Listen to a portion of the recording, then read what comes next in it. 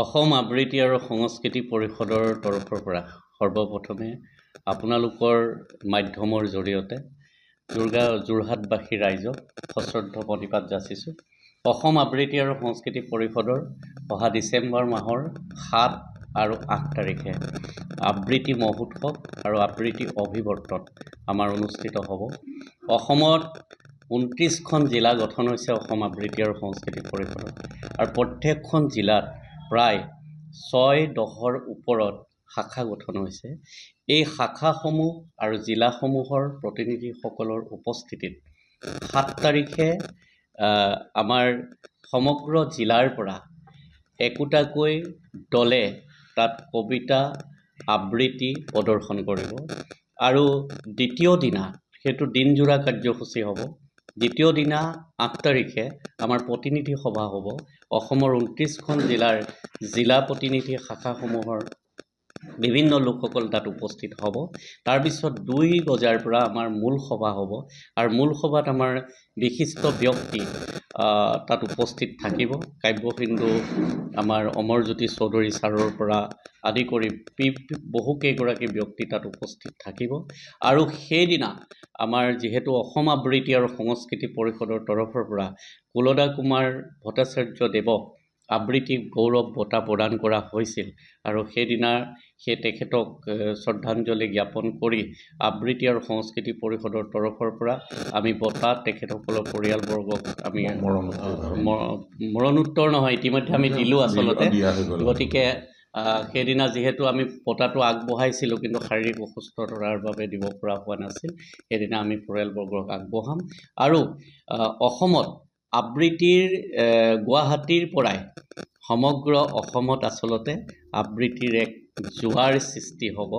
আৰু আমাৰ যি লক্ষ্য উদ্দেশ্য যে নগৰ চহৰ গাঁও ভূঞি সকলোতে আবৃত্তিৰ হৃদয়ৰ পৰা হৃদয়ত প্ৰাণত প্ৰতিষ্ঠা কৰা, এই যি লক্ষ্য উদ্দেশ্য আবৃত্তিকাৰসকলক অসমৰ একত্ৰিত কৰা আৰু বৃত্তিমুখী ব্যৱস্থাৰে আবৃত্তিক আগুৱাই নিয়া, এই গোটেই বিষয়বস্তুখিনি সামৰি আবৃত্তি আৰু সংস্কৃতি পৰিষদে আজি মই যোৰহাটত উপস্থিত হৈছোঁহি কেন্দ্ৰীয় সমিতিৰ সাধাৰণ সম্পাদক হিচাপে।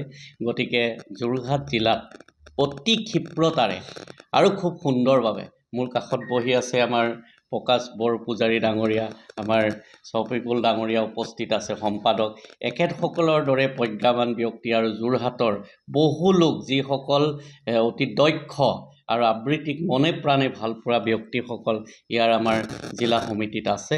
গতিকে আবৃত্তিৰ যি ধ্বজা, এই ধ্বজা যোৰহাটত উত্তোলিত ইতিমধ্যে হৈছে, আৰু সমগ্ৰ অসমত যোৰহাটৰ পৰা বা যোৰহাটৰ আবৃত্তি আৰু সংস্কৃতি পৰিষদে যেনেভাৱে আগুৱাই যাব, সমগ্ৰ জিলাসমূহ আগুৱাই যাব। আৰু যোৰহাটত আজি উপস্থিত হৈ যথেষ্ট আনন্দিত হৈছোঁ এইটো কাৰণে, খুব কম দিনৰ ভিতৰত বহুখিনি শাখা গঠন হৈছে।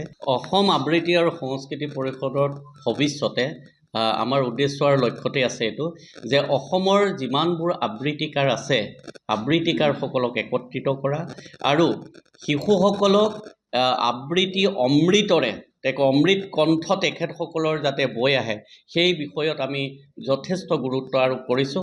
আৰু ভৱিষ্যতে আমাৰ কাৰ্যসূচী বিভিন্ন আছে, তাৰ ভিতৰতে পাঠ্যক্ৰমৰ বিষয়টোত আমি বিশেষভাৱে গুৰুত্ব দিছোঁ, আৰু লগতে আমি বৃত্তিমুখী ব্যৱস্থাত বিশেষভাৱে গুৰুত্ব দি বিভিন্ন কাৰ্যসূচী লৈছোঁ। তাৰ উপৰিও ডক্টৰ ভূপেন হাজৰিকাদেৱক শ্ৰদ্ধাঞ্জলি জনাই সমগ্ৰ অসমৰ 50,000 লোকৰ কণ্ঠত মৃত্যু জিনাৰ গান, এটা গান শেষ হ'ল, এই কবিতাটো 50,000 লোকৰ কণ্ঠত নিগৰিত হ'ব, আৰু সেইটো 25 চনত আমি আৰম্ভ কৰিম। সমগ্ৰ অসমতে সেই কবিতাটিৰে আবৃত্তিৰে ভূপেন হাজৰিকাদেৱক শ্ৰদ্ধাঞ্জলি জনোৱা হ'ব, আৰু বহুখিনি কাৰ্যসূচী আমাৰ আছে, পৰ্যায়ক্ৰমে আমি কৰি যাম। যোৰহাটত উপস্থিত হৈ সঁচাকৈ যিটো আশা আৰু প্ৰত্যাশাৰে যোৰহাটলৈ আহিছিলোঁ, মই গোলাঘাটৰ পৰা আৰম্ভ কৰি আহি আছোঁ এতিয়া সমগ্ৰ অসমত, এইটো আমি প্ৰবাসত যাম, সকলোতে যাম, প্ৰতিখন জিলাতে, কিন্তু যোৰহাটত আহি উপস্থিত হৈ মোৰ এটাই ভাল লাগিলে। মই ক'লোঁ সোঁহাতে আৰু বাওঁহাতে বহি আছে দুজন ব্যক্তি, যি আবৃত্তিৰ লগত আমাৰ প্ৰকাশ বৰপূজাৰী ডাঙৰীয়া খুব সুন্দৰভাৱে লাগি আছে। গতিকে ইয়াত যিমানবোৰ শাখা গঠন হৈছে, আৰু জিলা সমিতিখনে ইমান দক্ষতাৰে ইমান সুন্দৰভাৱে কাম কৰিছে, য'ত যোৰহাট জিলাৰ চহৰে নগৰে গাঁৱে ভূঞে খুব কম দিনৰ ভিতৰত আবৃত্তিৰ অলকানন্দা বৈ যাব, সেইটো আজি প্ৰতিপন্ন হৈছে আৰু মই অনুভৱ কৰিছোঁ। অসমৰ সংবাদ জগতখনৰ বাবে এক সুখবৰ।